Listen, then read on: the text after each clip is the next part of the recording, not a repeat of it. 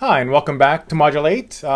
Moving forward, we're going to start talking more about what microbes do to cause disease, how we describe disease, some of our immune response, and then various elements of that kind of stuff.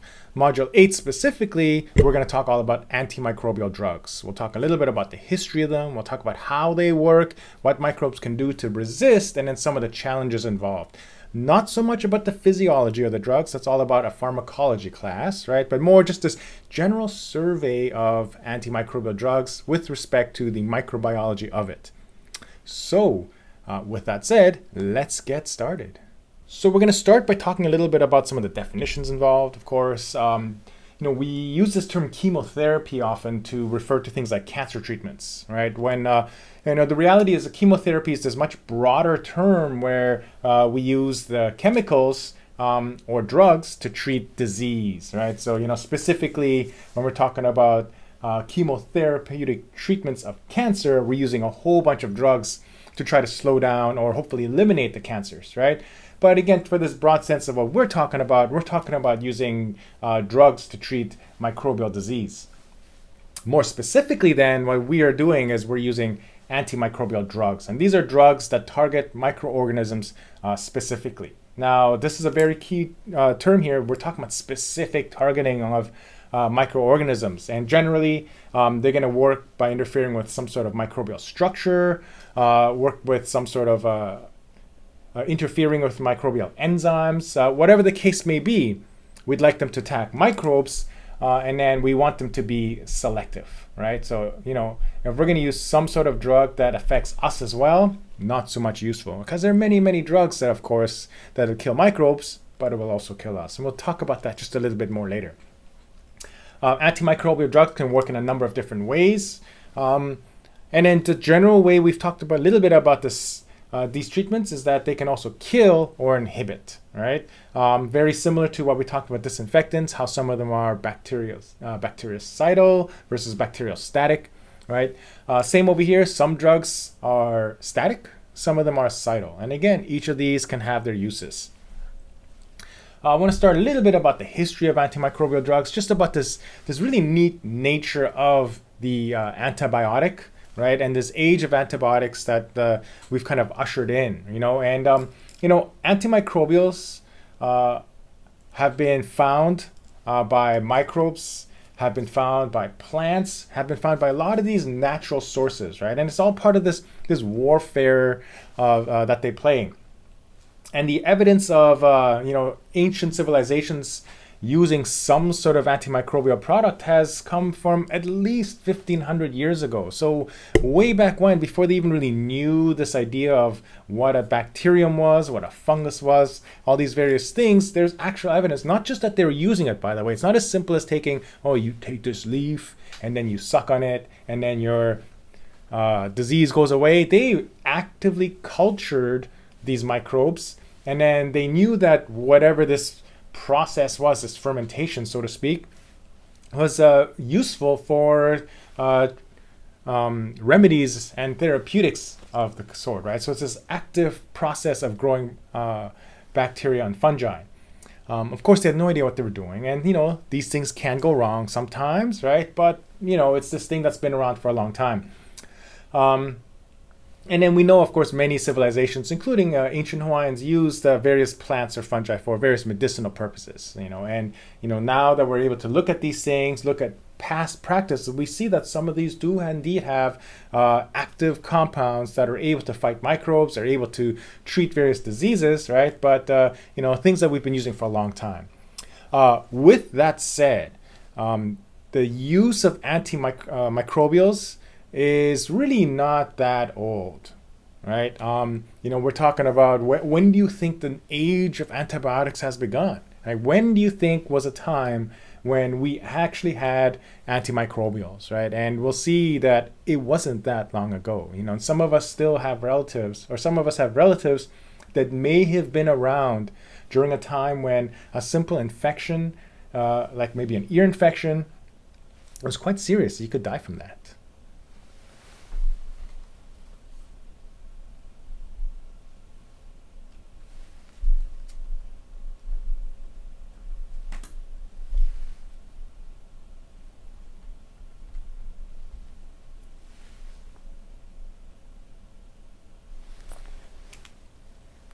So this is one of those things that scientists have been working on for a long time, and sometime around the turn of the century, in the early 1900s, one of our very first antimicrobials was discovered in part by Paul Ehrlich, who set up a screen for the arsenic compound. So, he knew that arsenic was poisonous, right? And he figured, hey, I wonder if there are some of these arsenic compounds that can kill microbes without humans. So he set up this very large, elaborate screen, this way of testing compounds on many, many things to see if they would kill microbes but not humans, right? And one of his research associates, Sahachiro Hata, a Japanese fella, he found compound 606, what they call the magic bullet. Ultimately, it was used, marketed under the name Salvarsan, right?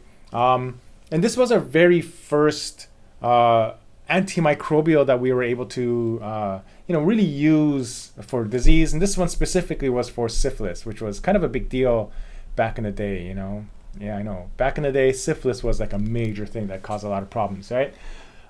This was a monumental moment in history, of course, because of the fact that, it's one of the first characterized antimicrobials, right? But really, it's this system of screening that Ehrlich developed that is still used today. Elements of it are things that we still do today, where we have many, many, many, many compounds with many, many, many different formulas and modifications, right? And then we can just simply screen and then look for the positives, right? So in this case, it's kind of implied, but 606 was the 606th one that they tested, right? But really is probably a screen of about 1,000, where they just tested a whole bunch, and this is the one that proved to be quite useful.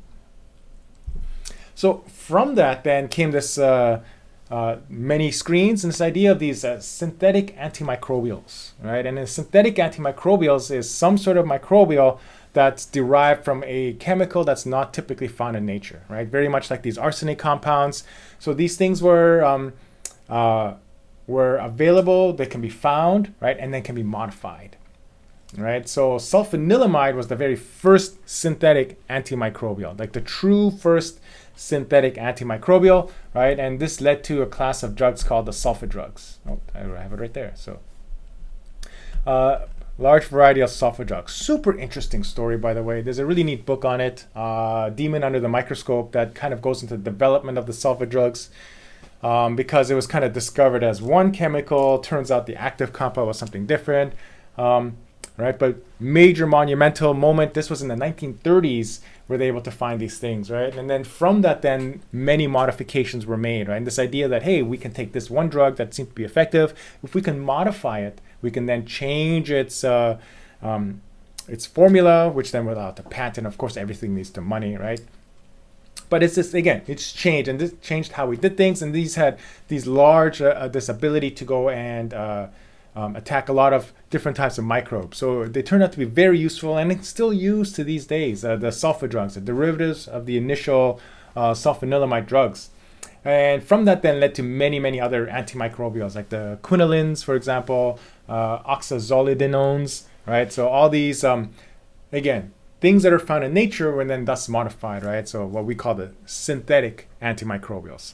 On the flip side of that, when we say synthetic, it kind of implies that there are natural antibiotics, right? And it turns out there are a lot of antimicrobials found in nature, right? And then they're often produced by microbes. And the general way that these things, you can surmise its evolution is that you're in this environment where there's a whole bunch of microbes.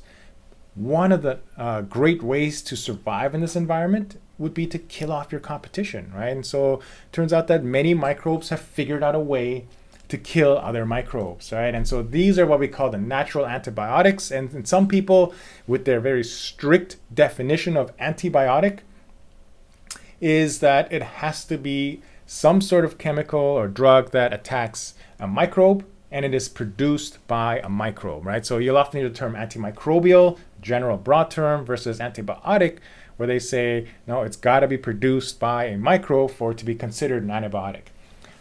There's that famous story of Alexander Fleming, who discovered penicillin in 1928, right? It's a long story. I don't really want to get into it here because It's going to take a lot of time, right? There's a really neat story where he essentially accidentally discovered penicillin. And it's a little bit more complicated than that, right? But he essentially found a fungus that was then able to be used as a therapeutic because of the fact that it produced this chemical. Now, the interesting thing was he discovered this fungus in 1928, right? But they had no real efficient way of purifying out the active chemical, because it turns out fungi produce a whole bunch of extra things, right? And people kind of got sick when they went and they ingested these fungal extracts, right? So it wasn't until the 40s when Florey and Chain were finally able to purify out the penicillin, figured out a way to get the penicillin from the fungus, right? And so then Fleming, Florey, and Chain collectively won the Nobel Prize for the discovery and subsequent purification of penicillin. And then once penicillin hit the market, that we are now in this age of antibiotics where antimicrobial diseases started to become less of an issue, right? Although we'll talk later about the re-emergence, right? And this new era that we are going to find ourselves in. Subsequently to that, related, is Dorothy Hodgkin, who was, she herself won a Nobel Prize for her just this great ability to solve structures of chemicals. And she was able to determine the structure of penicillin, which then led to the deduction of how penicillin worked, and thus led to the ability to modify penicillin, right? So then this leads to a class of drugs called the semisynthetic antimicrobials, right? And so these are modifications of natural antibiotics, right? And this is, again, a very common thing that is still done to this day. If you have an antimicrobial, or to be honest, any type of drug that has some sort of biological use, what you can do is start to modify it, start targeting various things, changing and turning and adding things, right? And then to see if it has new, different, better, worse, whatever properties, right? And then so in today, this day and age, we have a lot of natural and semisynthetic antimicrobials that are still in use today. All right, then. So let's talk a little bit about how we describe antimicrobials, right? Or the spectrum of antimicrobials and the way that they are used. We'll revisit the city of bactericidal, right? Remember, drugs that inhibit growth versus drugs that kill bacteria, right? So again, super quick review. The idea is that if we have 100 bacteria before, and then we add our bacteriostatic chemical, then we have 100 bacteria after. With the bactericidal, if we have 100 before, and then we add the thing, we should have less than 100. Sure, let's go like 1 or something, right? Ideally 0. Over time, again, with this rate being this gradual decline, right? Constant rate of death.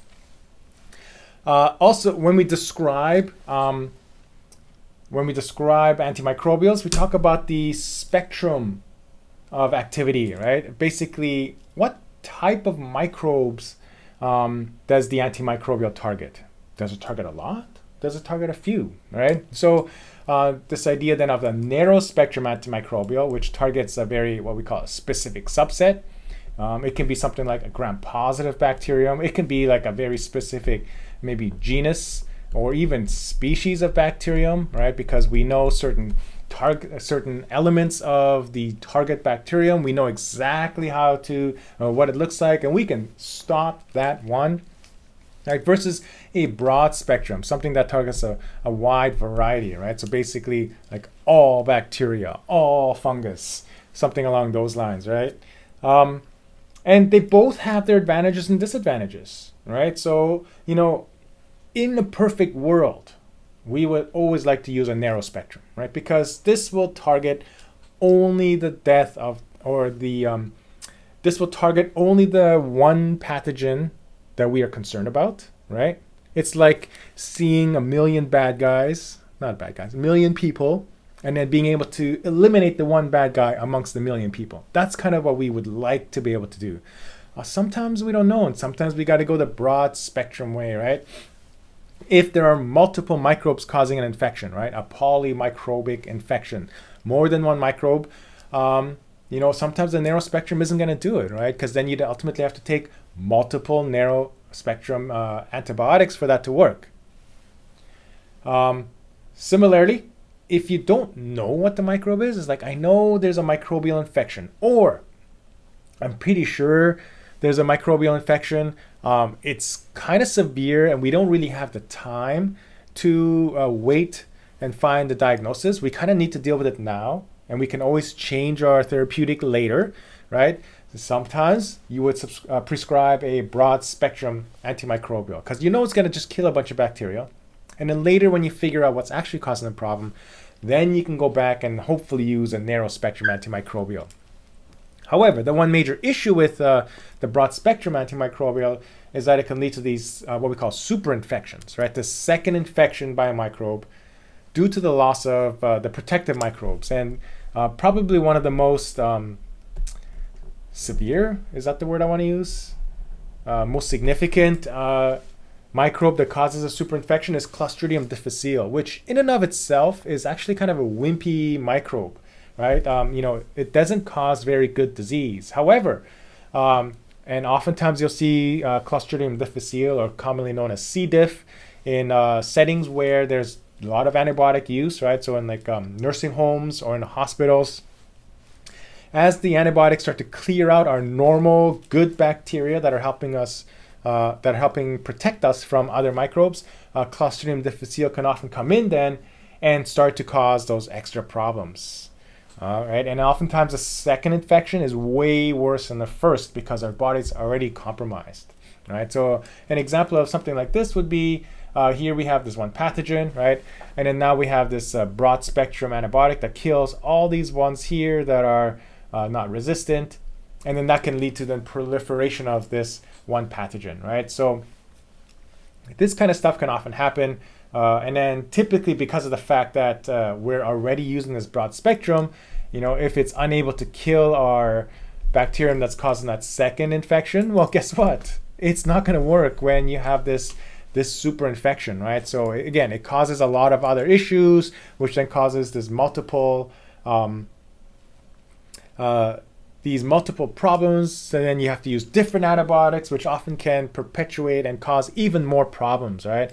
Kind of a fun fact, turns out because C. diff causes these intestinal issues, because of the fact that it's really hard to treat with antibiotics, one of the most promising therapeutics actually is what we call this colon replacement, right? Where you take out essentially all the stuff from the colon, all your doo-doo and stuff like that, basically the bacteria, and then you shove in the colon from a healthy person, right? And then because you're introducing now these healthy bacteria, they're often able to overcome and beat out the C. diff infection, right? So far this is kind of a really neat therapy for treating superinfections just like this. The last thing I want to say about the use of antimicrobials is that, we're just going to do this one large surface thing. Again, when you take your pharmacology class, you will know better, right? But, when you're taking drugs, there's so much you have to consider. It's not as simple as finding an effective drug. Dosage is important.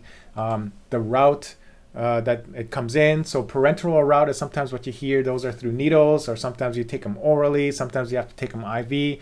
And then the interaction of drugs, right? How do drugs interact with various things? Sometimes the drugs themselves don't cause problems, but if you, for example, are taking alcohol or taking a different drug, right? Sometimes these things can cause extra issues. So you always have to worry about these types of stuff, right? So it's never really as simple as finding the correct drug.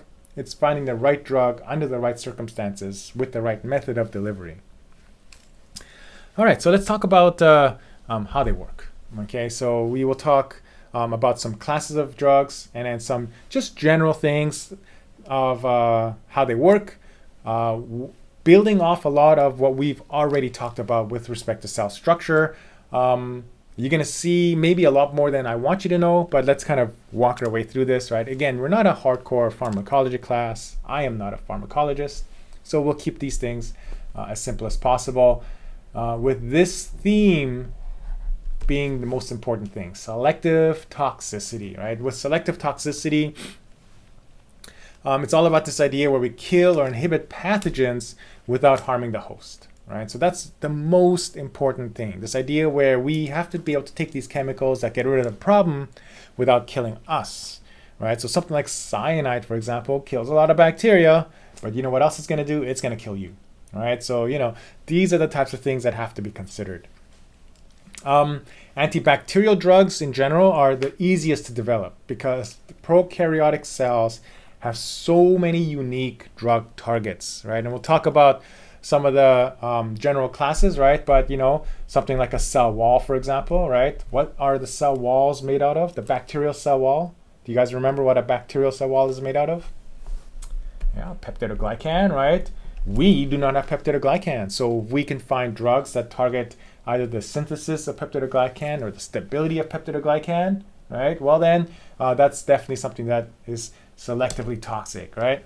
Ribosomes, remember the ribosomes are different. They have unique metabolic pathways, right? Slightly different enzymes. They do all these things similar to us, but slightly different. So we can find all these different targets to fight bacterial pathogens.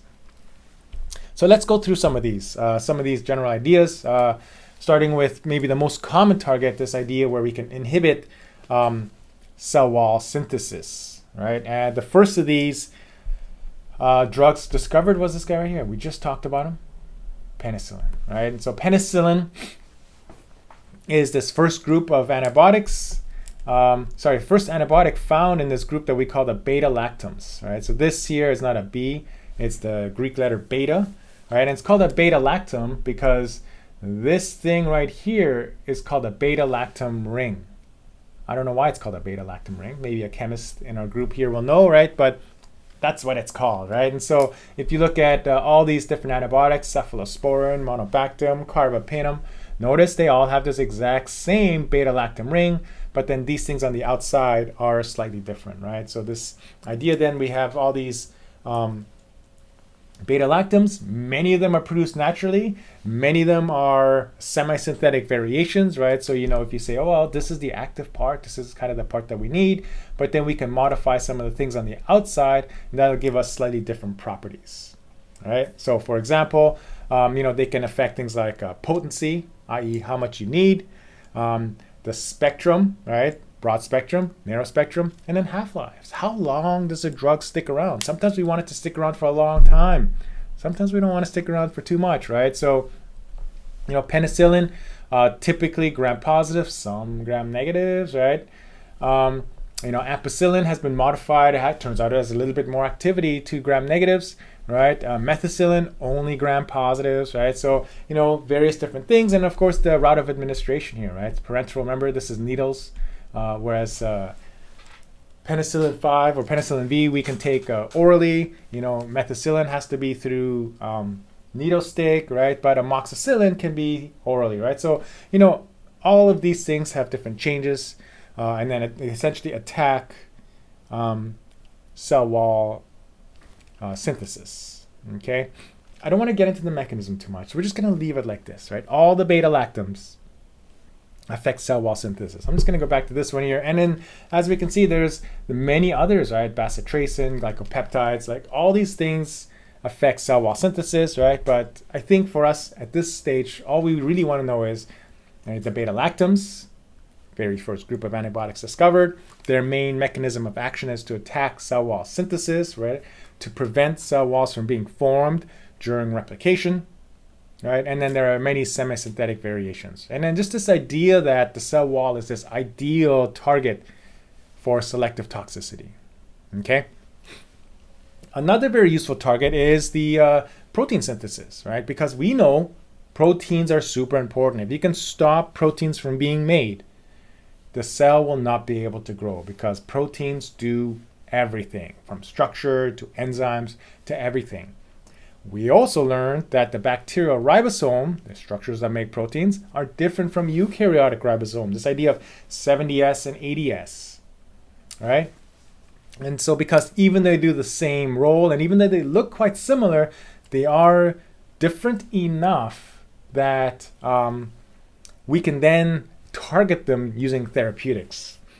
And then we did talk about this idea that the ribosome has two subunits, the small and the large, because the small is small and the large is large, right? And then so we're going to give these names as well. 30S and 50S, right? So when we say the 30S, we're talking about the small subunit. The 50S, we're talking about the large subunit. And again, the impacts can be slightly different in terms of how they are affected, okay? So we'll talk about some classes of antibiotics then that inhibit protein synthesis. We got a really nice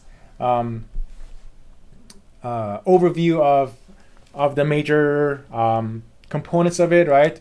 Here is a picture of a ribosome. This looks like translation, if you remember that far back, right? And then some of the different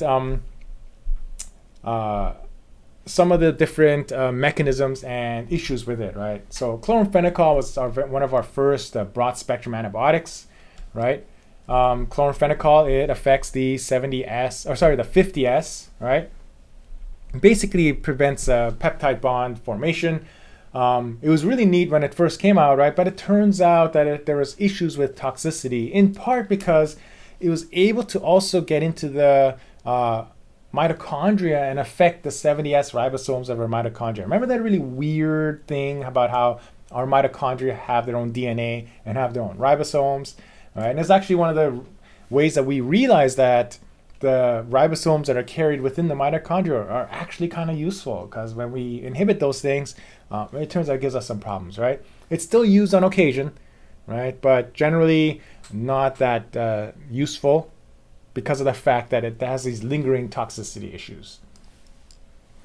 The macrolides are these broad spectrum and they're bacteriostatic. So once again, just like chloramphenicol, it's going to attack the 50S, right? And actually, if you kind of look at the picture, notice that the 50S, we're talking all about, this is the good stuff where the peptide bonds get formed, right? And the 30S tends to be more about stability, about keeping things together, about keeping our tRNA bound, our mRNA bound, right?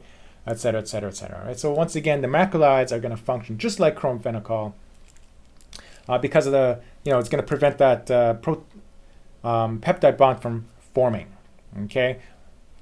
Almost all things that attack the ribosomes are going to be broad spectrum, right? And this one in this case is bacteriostatic, right? It kind of prevents it from working, right? Prevents the ribosomes from working.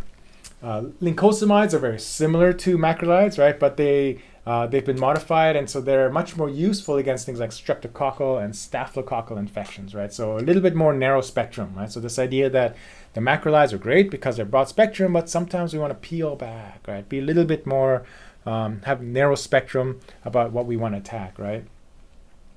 The aminoglycosides and the tetracyclines, these attack or inhibit the 30S, and they bind to it, and then oftentimes slightly different mechanism, right? The aminoglycosides, they kind of goof around with the 30S, and what ends up happening is that a lot of errors are made during protein synthesis. So it doesn't really stop protein synthesis, right? But a lot of errors are made. So then the cell ends up producing a whole bunch of faulty proteins. Whereas the tetracyclines kind of stop the tRNA from binding, right? So the tetracyclines are here, tRNA comes in, and tetracyclines say no, right? So when tRNAs can't bind, right, now proteins can't be made. I think I kind of want to leave it at that, right? Generally, they tend to be broad spectrum. The lincosamides a little bit more narrow spectrum, right? And then sometimes because of the fact that the similarity to the 70S ribosomes in our mitochondria, and sometimes even though we have different ribosomes, they are similar enough. Sometimes they can goof around a little bit with ours, right? There tends to be some level of toxicity, right? But still very highly used antibiotics. Highly used. Okay. Those are the two major targets for antimicrobials or antibacterials, sorry. There are others, right? So for example, we can inhibit membrane function, generally not a good thing, right? Because remember, membranes are membranes. They're very similar, bacterial membranes, very similar to eukaryotic membranes. So generally, they don't show a lot of selective toxicity, right? Typically, they're used as topicals. So many of the ointments, right, polysporins and neomycins and all those kinds of stuff, right? Those tend to be something that we can apply on the outside as topical, as some sort of antibiotic, right? But generally not something we take on the inside because, once again, there's not high degree of selective toxicity. Polymyxins are interesting because they are peptide antibiotics, right? And what peptide antibiotics are peptides, think peptides, small proteins, right? They're like these 10 to 20 amino acid sized proteins, which are super tiny, right? And the neat thing is, because of the fact that these small proteins are typically able to go and cross membranes, they're actually very useful against gram-negative bacteria. A lot of antibiotics, especially the beta-lactams, don't have a lot of activity against gram-negatives because that outer membrane of gram-negatives tend to kind of repel chemicals or chemical attack, right? So these peptide antibiotics tend to be very good against gram-negative bacteria, right? However, because, again, this idea of selective toxicity, it's used internally only when absolutely necessary, and typically through IV to kind of get it around where it needs to get to.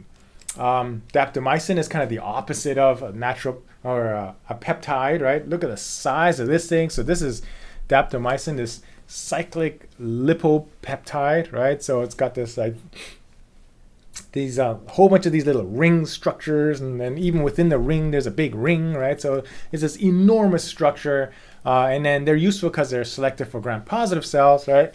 But less useful because we have to use it intravenously, right? And so, of course, in the world of antibiotics, intravenous drug use is not great because it's not something you can just do easily at home.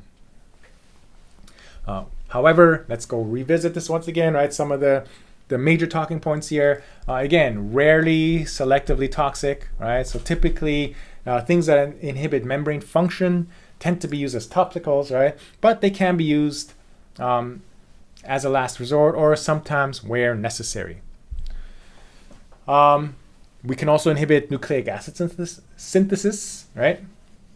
And that's because the RNA polymerase is slightly different in structure in prokaryotic cells. And remember, what does the RNA polymerase do? We just learned about this last module. Transcription, right? It makes RNA. Very important then for ultimately making protein. So in some ways, we can almost think of this as blocking protein synthesis, right? Because, of course, the RNA polymerase is very important to get there. However, technically it's nucleic acid synthesis. Not technically, it is. Again, because of the fact it's different, they're very good for selective toxicity, right? Rifampin is the most common one of these used, right? It's a semisynthetic rifamycin, right? And it's typically used in combination with other antibiotics, partly because it's toxic, right? So, generally we can use these, and we'll talk about it very soon, these combination of drugs, right? Because it might be useful, right? But at high concentrations, when it's going to be able to knock out the microbe by itself, it tends to be too toxic, right? So we can lower it, reduce that toxicity, all right, and then use it in combination with something else, where it's like one drug will slow the microbe down, and then the second one will come in and knock it out, right? So typically, the rifampin is used in combination. Another mechanism is metabolism, right? And so, even though we do things like respiration in very similar ways, the many other elements of metabolism are different between bacteria and eukaryotics, right? We all have kind of our unique pathways, unique way of doing things, right? One of the things that microbes do is they need to be able to make nucleic acids, right? So, like we all do. And the way they make nucleotides is use of this enzyme, or so this substrate here called PABA. And I think we talked about that before, right? And this enzyme then converts it into dihydrofolic acid, which then turns it into tetrahydrofolic acid, which then are ultimately used to make nucleotides, right? And so this is what we call our folic acid synthesis, right?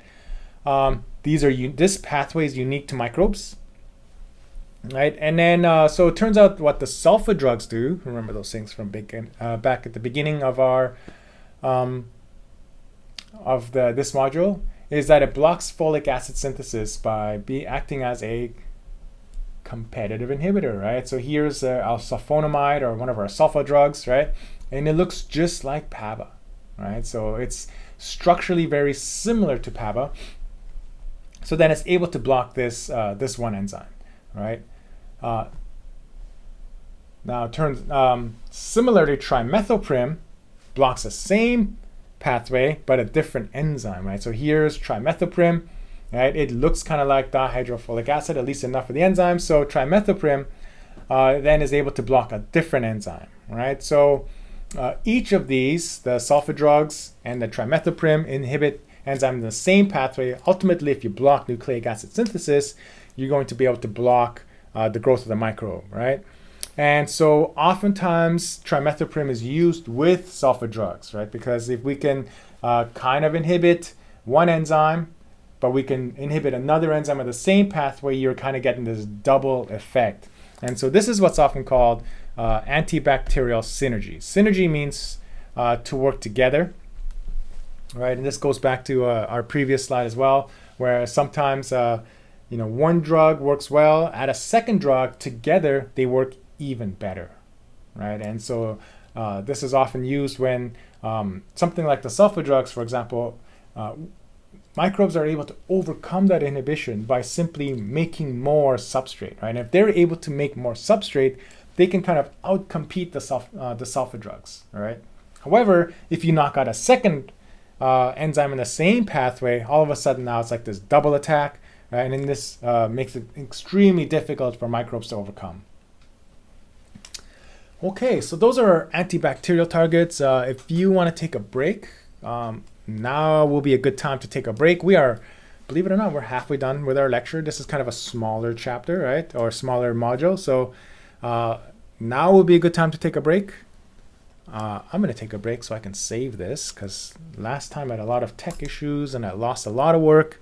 But I'm going to save this, and then we'll see you back in 1 second or whenever you decide to come back. All right, so moving on from antibacterial drugs, let's talk about some of the other microbes. I know other microbes exist. Generally, the eukaryotic microbes tend to be much harder to inhibit because of the fact that eukaryotic cells look very similar to us, right? But there are some interesting targets, specifically for the fungi. It turns out that their sterols and membranes are different, right? Thinking way back to, I think this was module 2 now, right? Remember, sterols in membranes help with the stability and rigidity of our plasma membranes, right? So, we as humans use cholesterol. We've all heard that before. Cholesterol, we say cholesterol is bad. And we actually need cholesterol. It's important for oops, what is going on here? It's important for membrane stability, right? So we use cholesterol. Fungi use ergosterol, right? So it's similar but different, right? And so, of course, it turns out we don't just have cholesterol, right? We actually make cholesterol, right? So there are some, just like fungi, they have to make ergosterol, right? So many of our antifungal drugs can target ergosterol synthesis, right? So that's a very common target for antifungals. So the imidazoles, for example, this one's a synthetic fungicide, right? It has tons of uses, by the way, right? So, of course, for the clinical setting, but even agricultural, you can use it to kind of ward off like the pests, the fungal pathogens of the plants and stuff like that. And because of the fact that it is selectively toxic, you can just kind of spray it out there and get rid of all that kind of stuff, right? But they are able to disrupt cell membranes by inhibiting ergosterol synthesis. Same with triazoles, right? It looks like imidazoles. Again, it's going to be a derivative of these things. And again, depending on the formulation that you use, you can either take it orally or by IV. There are other targets, right? So some can target chitin, right, or the cell walls, right? Remember, fungi use chitin for their cell walls. So if we can then target cell wall synthesis, we can then inhibit, again, the growth of fungi. So echinocandins, these are naturally produced antifungals, right? Oftentimes it's kind of been called the penicillin for fungi, right? Because, penicillin attacks the bacterial cell wall, the echinocandins attack the fungal cell wall, right?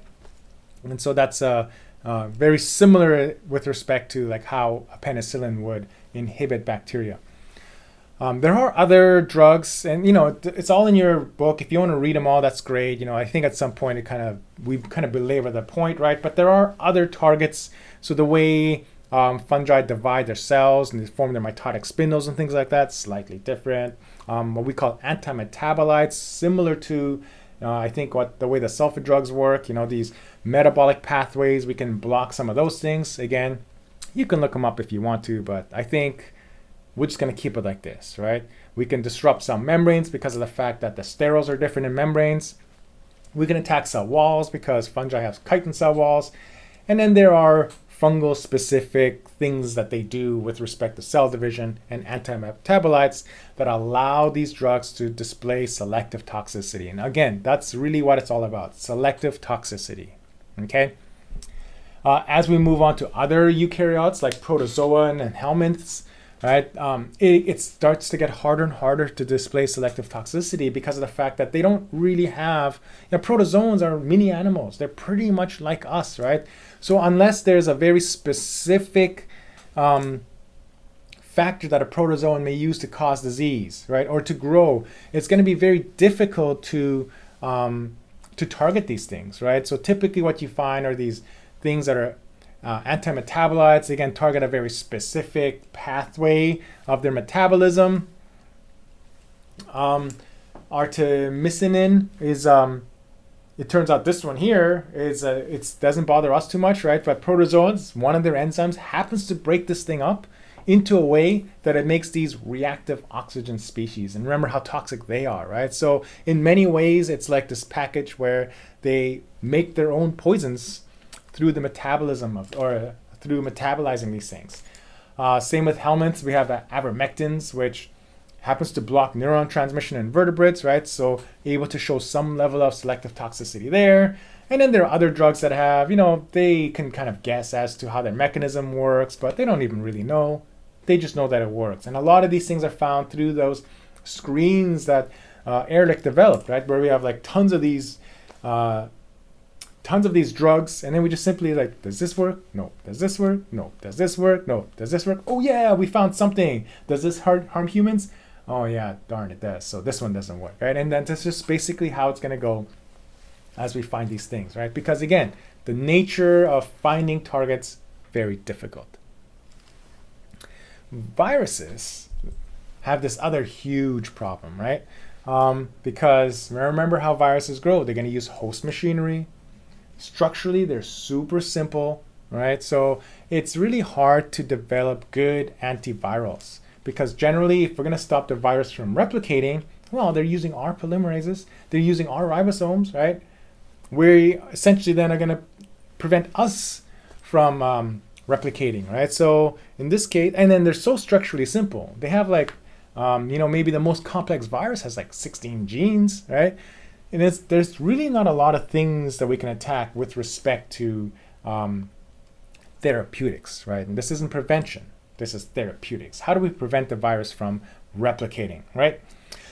There are some mechanisms, right? So acyclovir is what we call a nucleoside analog, right? And so we talked about this with respect to mutagens, right? Nucleoside analogs, they get incorporated and then cause a lot of mutations and then ultimately a wonky genome, which then will result in the death of the virus, right? The neat thing about acyclovir is that it in and of itself is harmless, but when it's in a cell that's virus infected, it gets activated by a viral enzyme, right? So here we have acyclovir, the viral enzyme then adds a phosphate group to it, which then we add a couple more phosphate, and now it becomes this this nucleoside analog that then goofs around and then inhibits the growth of viruses, right, or the replication of viruses. So the cool thing then is, when acyclovir is taken, our cells that are dividing normally and not affected by viruses, they are not affected by acyclovir. But in cells that are virus infected, right, the acyclovir then gets activated, and then it starts to kill only the viral infected cells, right? So this is kind of this interesting roundabout way of getting selective toxicity. There are other drugs that work that don't necessarily prevent the virus from infecting, right? But it does prevent the virus from getting released. So neuraminidase is a very important enzyme that the flu virus uses to leave the cell. So after it's replicated and it needs to leave, it then uses neuraminidase to leave, right? And so it turns out, since this is a very virus-specific enzyme, right, there are inhibitors for neuraminidase, so they can block the escape of the flu virus from the cell. And then there are some other elements that of the life cycle we can target. Pleconazole blocks uncoating, maybe. Not 100% certain. Once again, you can kind of find these drugs, and it feels like, I think at this stage, that's kind of what they do, but they don't know 100% certain, right? So again, various things that we can do to try to prevent viruses. Not a lot of targets, right, for most viruses, but some do exist. There are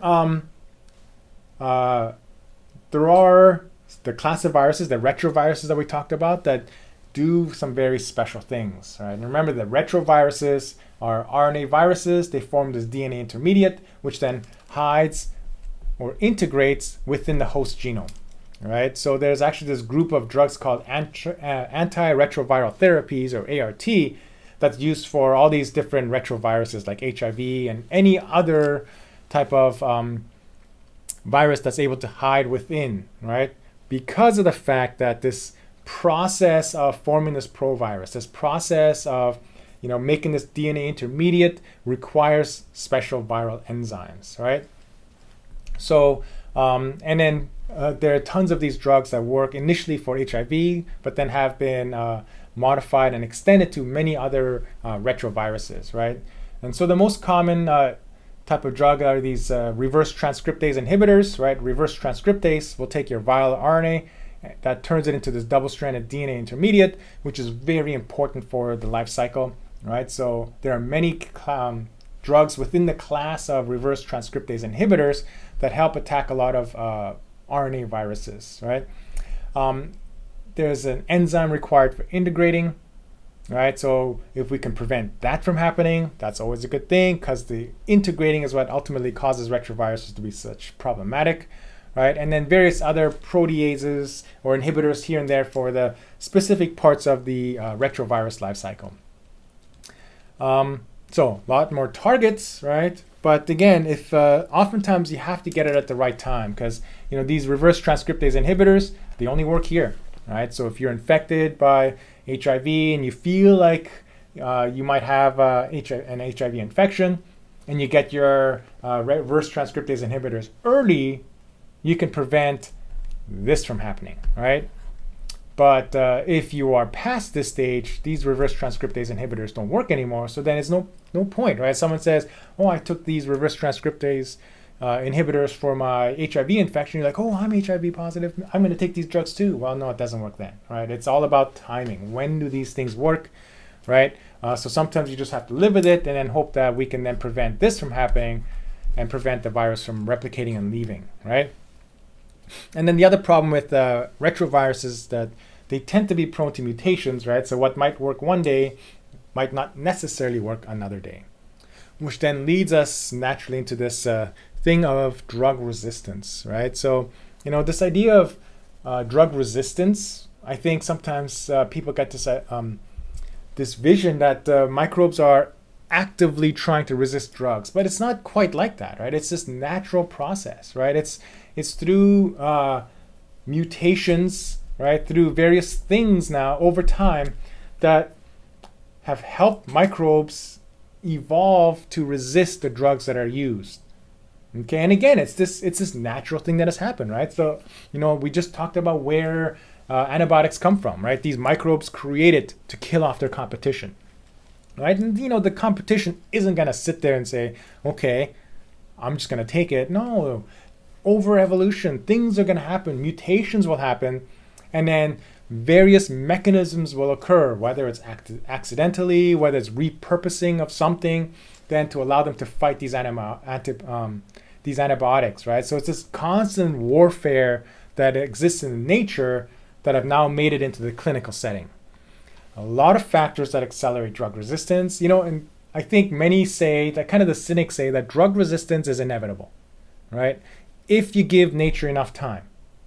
nature will find a way to figure out how to win, always, right? And that's, again, we talked about mutations. You can't stop mutations, right?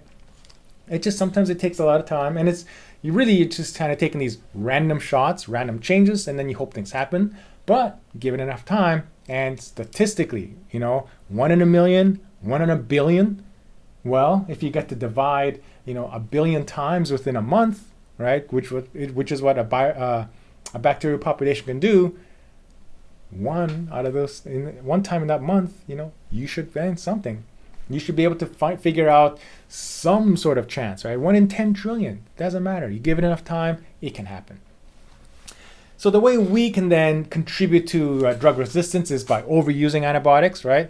If the microbe is constantly in the presence of antibiotics, then the microbe will have lots of time to figure out how to overcome it, right? Because if it doesn't see the antibiotic, there's no selective pressure for it to try to overcome it.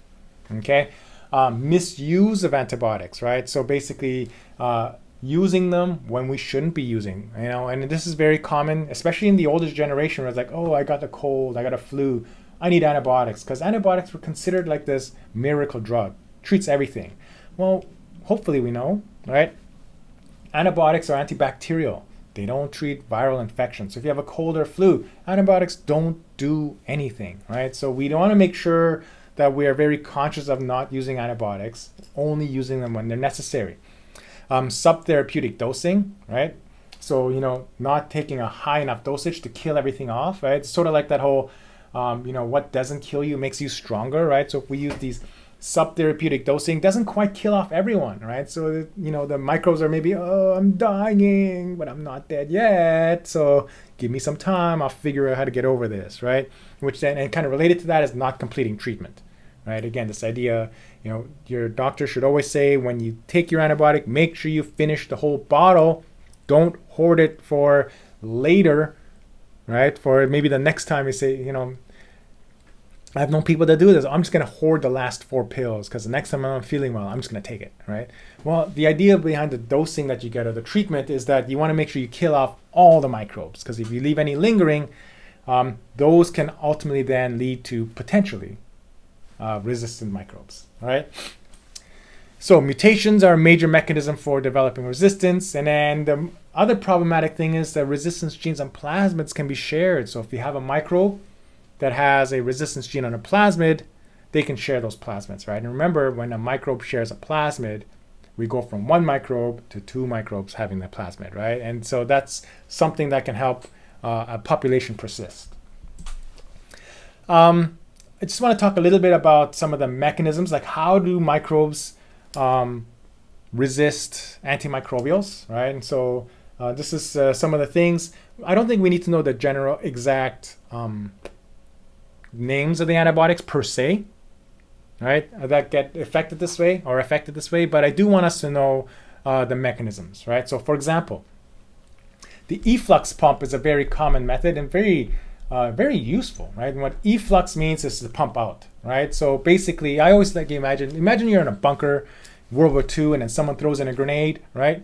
Well, the efflux pump would be to take that grenade and just chuck it back out the window, right? And so there are many mechanisms, and in fact, we have efflux pumps for so many different things, right? And so you kind of imagine along the way that this microbe has, through random mutation, is now able to pump out some of these beta-lactam antibiotics or these tetracyclines or various other antibiotics that have to work inside the cell. So here comes this antibiotic. It's like, I'm just going to pump it right back out, right? And efflux pumps can contribute to many other problems, as we'll talk about.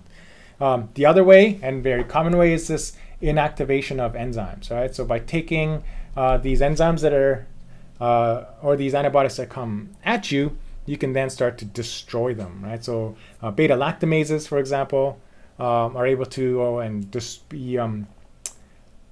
destroy beta-lactams, right? So there are many enzymes that ultimately just pretty much destroy the drug of choice, right?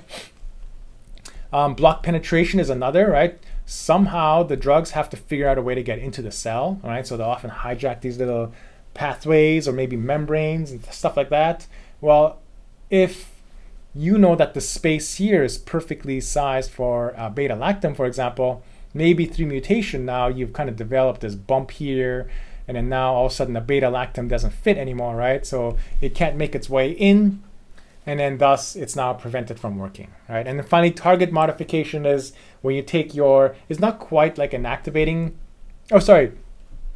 the target modification is, the target, right? So this is, hey, let's play a game. Do you guys know what cell structure this is? Big and small. This is the ribosome, right? So let's say now we have, a tetracycline that's going to go and attack that part of the ribosome, right? Well, if you change it, so now my ribosome looks like this, and I've kind of lost that part right there, right? But that's the part that tetracycline kind of grabbed on before. All of a sudden now you've inactivated the ability of it to work because it doesn't grab its target anymore, right? And again, these things, we always think of this as this active process. Well, it's not really active. It just accidentally happened, right? And so for a little while, this cell might say, hey, your ribosome looks weird. That's kind of strange, right? But all of a sudden in the presence of an antibiotic, say, oh, shoot, it turns out that the weird ribosome that you have actually makes you resistant to something, right? So these are general mechanisms. Make the target look different, and then now the antibiotic can't act on it.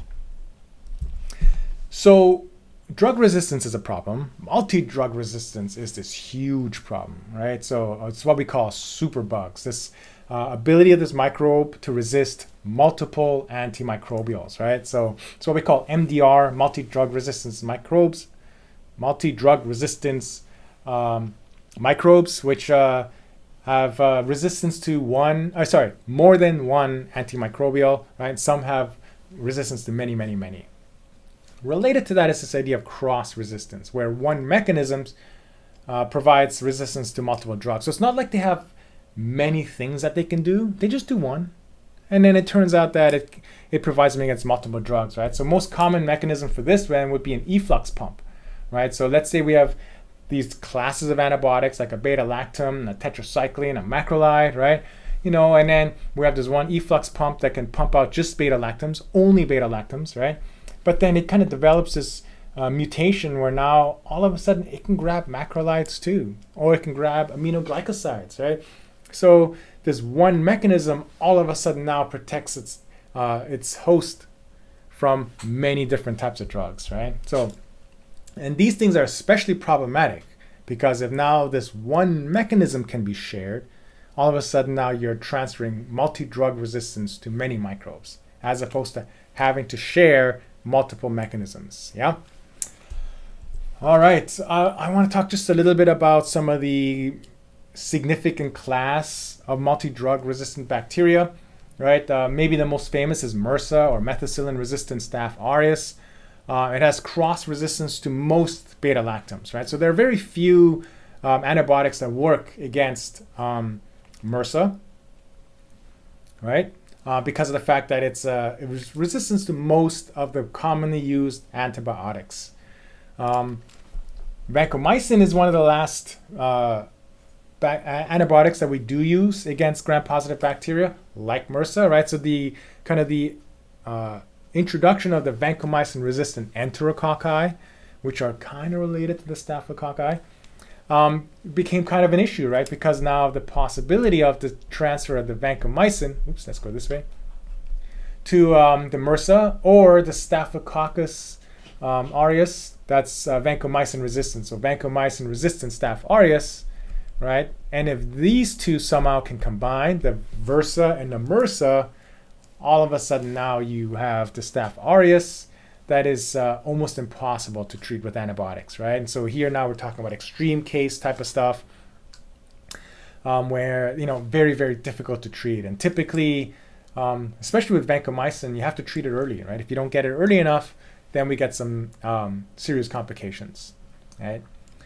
On the flip side, we have our gram-negative bacteria. So we have our extended spectrum beta-lactamase producing gram-negative pathogens, or ESBLs, right? Beta-lactamase here is an enzyme that destroys beta-lactams. That destroys beta-lactams, right? So these are resistant to pretty much all beta-lactams except carbapenem, right? And the problematic thing with these is that the genes for the beta-lactamases are found on plasmids, which, as we know, can be shared amongst other bacteria, right? Now imagine this intestinal bacterium that's living with other intestinal bacteria, right? And is able to share now these enzymes that are found on this plasmid. All of a sudden, you could have a whole host of bacteria that are resistant to the beta-lactams, right? Except for carbapenem, which then now, with the introduction of the carbapenem-resistant gram-negative bacteria, all of a sudden now we have bacteria that are resistant to all known antibiotics, right? So in this case now, you're pretty much just managing signs and symptoms, hoping that somehow we can just clear the infection without any serious death, right? So it's a very serious issue, right? This age that we're coming upon, where we're kind of at the last stages of the age of antibiotics, and we really need to work on new types of therapeutics. So we'll just kind of touch on that again a little bit later. I do want to, in between, talk about how do we test effectiveness, right? Because antibiotic, antimicrobial production and development is very important, right? And so it's a very important part of testing, approving, figuring out what the spectrum is, what the dosage is, right? And so generally we use this type of testing called antimicrobial susceptibility testing, right? How susceptible are microbes to these antimicrobials, or AST? And we'll talk about like 4/2 really types of tests, right? Starting with the Kirby-Bauer. We've seen this already, so I don't want to talk too much about this, right? Remember, we put the microbes on, we put the disc with the chemical on there, right? And then large zone of inhibition means that the microbe is unable to grow, thus the microbe is quite sensitive to this. A small zone or no zone of inhibition means that the microbe is not bothered by this chemical at all, right? So this is it's a very easy test to perform. It's typically used as a starting point for sensitivity testing because it's so easy, right? However, there are many issues with the type of information that you get. You do find drugs that are useful, right? But you can't tell if the drug is bactericidal versus bacteriostatic, right? There are issues with drug solubility. So if a drug isn't very soluble, i.e. doesn't dissolve, we can't really use it in this test very well, right? And so something like an oily drug, for example, right? It won't be able to be used very well in this test. A lot of this test is determined on the rate of diffusion. So really small chemicals tend to do really well because they diffuse much farther. So sometimes the large zones that you see might be really just a case of the fact that it's able to diffuse real far as opposed to being super effective. And then it's hard to get a good measure for dosage. It's not that sensitive, right? That being said, these things are certainly things you can follow up on, right? So if you say, hey, look at this drug right here, this seems to be really cool, well, then we can now determine whether it's maybe bactericidal or bacteriostatic. We can then do other tests to figure out dosages or figure out if it's, solubility or an issue, or is it only effective because of its diffusion, right? So there are many, many follow-ups, okay? So the second most common way of doing that are these dilution tests, right? And with the dilution test, really what you're doing is you're taking the drug, you're reducing the concentration of the drug. You start with lots of drug and then less and less and less and less and less drug along the way. And then to figure out at what point is the drug going to be useful or useless, right? And so with that, then we can determine what are called MICs, right? This is the most common term, minimal inhibitory concentration. So this is the lowest concentration that inhibits bacteria, lowest concentration, right? So the minimum amount that we need to inhibit bacteria, right? Inhibit here means either cidal or static, right? We're not distinguishing the ability to kill or to inhibit growth, right? MBC is the minimal bactericidal concentration. This one here, we're specifically looking at the ability to kill. Okay, so very similar, in terms of how it looks, very similar. Again, to actually test cidal versus static requires slight modifications of the test. All right, but generally, again, very similar. The drug is basically added in decreasing concentrations, right? And then we look for growth, which is visible as cloudiness. The neat thing about this is it can be automated using a spectrophotometer. And if you don't remember what that is, you can go to section 9.1. But basically, we use this machine that we shine light through it, and then it can measure the amount of cloudiness, right? So when we're doing it on a simple scale like this, it's quite visible, right? Here's cloudiness, that's growth, right? This one is no cloudiness, that's no growth. And then here is the amount of drug, right? So we have 2 micrograms, 4 micrograms, 8, 16, 32. So that's a lot of drug. That's very little drug. And then notice at 2, didn't work. At 4, it didn't work. At 8, it did work. So in this case, our MIC here would be 8 micrograms per milliliter. Okay? This works fine when you're testing one bacterium, when you're testing one drug. If you have many, many drugs, this becomes a little bit more tedious, right?